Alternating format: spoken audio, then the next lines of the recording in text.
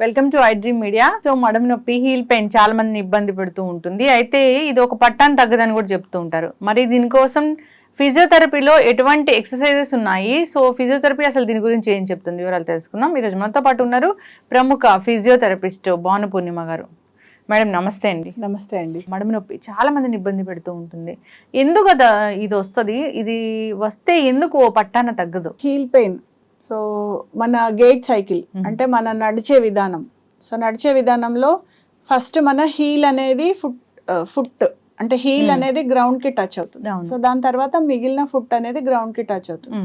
So అంటే మన body entire wait మొత్తము గ్రౌండ్ మీద ఫస్ట్ తీసుకునేది మన హీలే. సో అంటే రిపీటెడ్ గా హీల్ మీద ప్రెషర్ పడటం వల్ల, ఎక్కువ ప్రెషర్ దాని మీద పడటం వల్ల ఈ హీల్ పెయిన్ అనేది వస్తూ ఉంటుంది.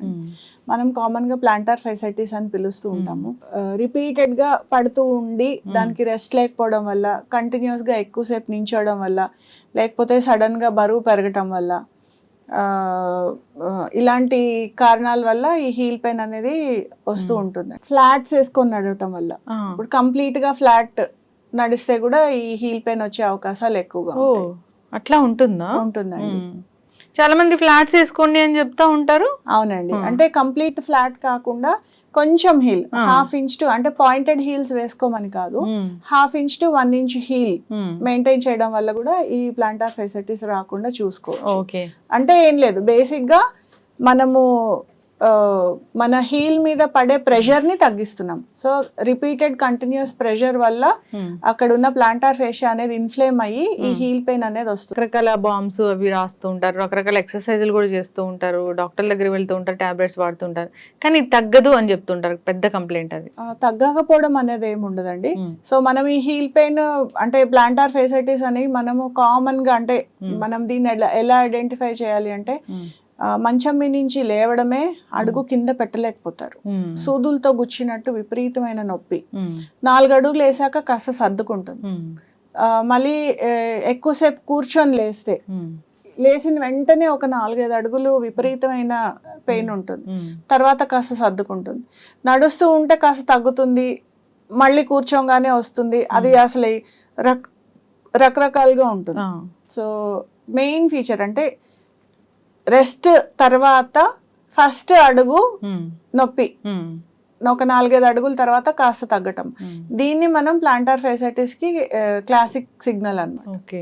సో ఇది ఉంటే ఇది అని మనము నిర్ధారించుకోవచ్చు. సో దానికి మనం ఏం చేయాలి? ఫస్ట్ థింగ్ మనం వేసుకుంటున్న ఫుట్వేర్ మార్చేయాలి. సో ఎప్పుడైనా కూడా మనము 6 months కంటే ఎక్కువ ఒక జత చెప్పులు వాడకూడదు. 6 months కి ఒకసారి మనం చెప్పులు మార్చేసుకుంటూ ఉండాలి. చెప్పులు మనం సెలెక్ట్ చేసుకునేటప్పుడు కూడా కంప్లీట్గా ఫ్లాట్ కాకుండా ఒక 1/2 ఇంచ్ టు 1 ఇంచ్ మధ్యలో హీల్ ఉండేటట్టు చూసుకోవాలి.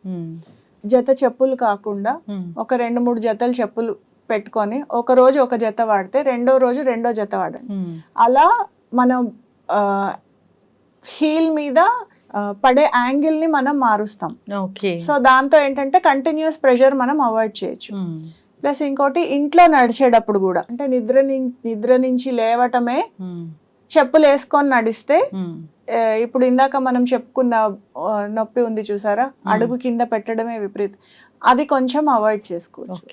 సో ఈ జాగ్రత్తలు తీసుకుంటే కొంచెం హీల్ పెయిన్ నుంచి ఉపశమనం పొందొచ్చు. అంటే దీనికోసం ఏదైనా ఎక్సర్సైజెస్ ఉంటాయా, లేదా ఇది ఏమైనా తగ్గించుకోకపోతే ఇంకా ఏమైనా కాంప్లికేషన్స్ వచ్చే ఛాన్స్ అనేది ఉంటుందా? ఇది హీల్ పెయిన్ అనేది స్టార్ట్ అయిన వెంటనే మనము ట్రీట్మెంట్ తీసుకుంటే ఇమీడియట్ గా తగ్గిపోతుందండి. చాలా మంది ఏంటంటే లేవగానే మీకు నొప్పి వచ్చింది, 2 అడుగులు లేవగానే సర్దుకుంది కదా అనేసి నెగ్లెక్ట్ చేసేస్తూ ఉంటారు.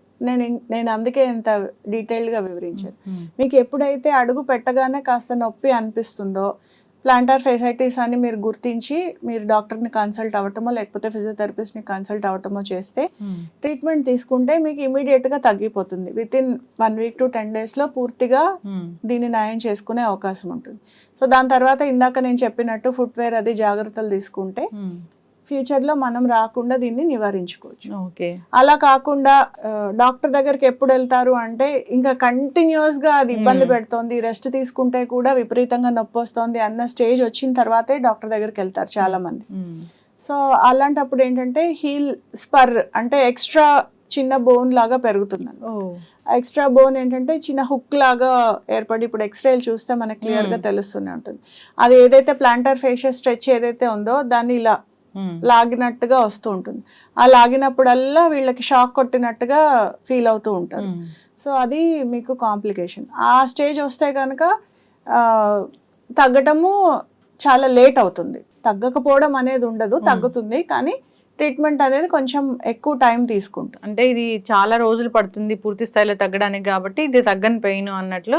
ఇనీషియల్ గా మనం గమనించిన వెంటనే ట్రీట్మెంట్ తీసుకుంటే అంత ఇబ్బంది ఏం కాదండి, తొందరగానే తగ్గిపోతుంది. ఎస్, అంటే ఒక ఫిజియోథెరపిస్ట్ దగ్గరకు వస్తే దీన్ని ఎలా తగ్గిస్తారు? ఫిజియోథెరపీలో అల్ట్రాసౌండ్ ట్రీట్మెంట్ ఉంటుందండి. సో దాంతో ప్లాంటర్ ఫేషియా ఎక్కడైతే ఇన్ఫ్లేమ్ అయిందో ఆ ఇన్ఫ్లమేషన్ అనేది ట్రీట్మెంట్ తో తగ్గించుకోవచ్చు. సో ఈ ట్రీట్మెంట్ కాకుండా నేను ఒక చిన్న టిప్ చెప్తానండి. ఇది ఫాలో అయితే దీంతోనే తగ్గిపోతే అసలు మీరు ఫిజియోథెరపీ దగ్గరకు కూడా రావాల్సిన అవసరం లేదు. సో అదేంటంటే ఒక 2 ట్రేస్ తీసుకోవాలి. 2 ట్రేస్ కానీ టబ్స్ కానీ గిన్నెలు కానీ ఏవైనా సరే. ఒక దాంట్లో హాట్ వాటర్ అంటే వేడి నీళ్ళు, అంటే మన బాడీ ఎంత హీట్ అయితే టాలరేట్ చేయగలుగుతుందో అంత టెంపరేచర్లో వేడి నీళ్ళు. ఇంకొక దాంట్లో ఐస్ కోల్డ్ వాటర్, అంటే కొన్ని వాటర్ తీసుకొని అందులో ఐస్ క్యూబ్స్ వేసుకుంటే ఐస్ కోల్డ్ వాటర్ అవుతుంది. సో ఆల్టర్నేట్ గా హాట్ వాటర్ కోల్డ్ వాటర్ లో మనం కాళ్ళు అనేది పెట్టాలి. సో ఫస్ట్ ఒక 3 సెకండ్స్ హాట్ వాటర్ లో పెట్టాలి, ఇమ్మీడియట్ గా తీసి ఒక 2 సెకండ్స్ ఐస్ కోల్డ్ వాటర్ లో పెట్టాలి. Hot water ice cold water, hot water ice cold water. So అలా ఆల్టర్నేట్ గా చేస్తూ ఉంటే మీకు ఇమీడియట్ గా దీని నుంచి ఉపశమనం లభిస్తుంది. అలాగే ఒక్కొక్కసారి ఈ హీల్ పెయిన్ ఎక్కువ వేధిస్తున్నప్పుడు స్వెల్లింగ్ వచ్చేస్తూ ఉంటుంది. అడుగు కొంచెం స్వెల్లింగ్ వచ్చేసి రెడ్నెస్ లాగా వచ్చేసి చాలా ఇబ్బంది పెడుతుంది. అలాంటప్పుడు ఐస్ తీసుకొని ఒక చిన్న కర్చీఫ్ లో మూట కట్టి ఆ స్వెల్లింగ్ వచ్చిన చోట రుద్దితే కూడా దీని నుంచి ఉపశమనం పొందొచ్చు.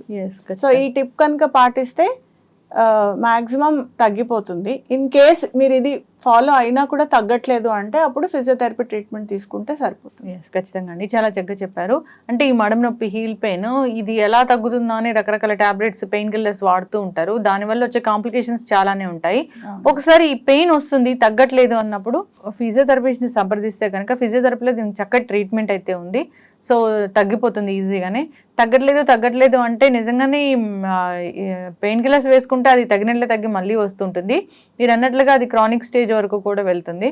సో ఖచ్చితంగా జాగ్రత్తలు తీసుకోవాలని కోరుకున్నాం. చక్కటి ఇన్ఫర్మేషన్ అండి, ధన్యవాదాలు. Thank you.